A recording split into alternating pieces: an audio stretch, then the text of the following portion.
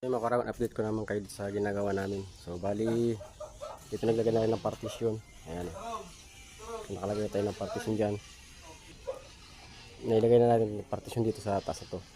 So ito naman yung pinaka ano niya, kwarto.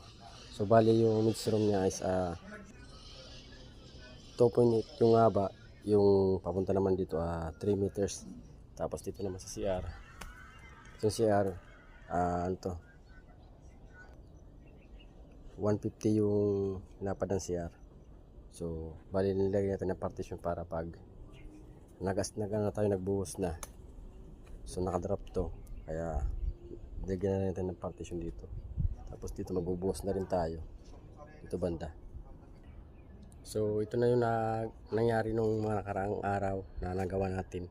So ano pa lang ako dito, magdadalawang linggo pa lang or 8 days tayo.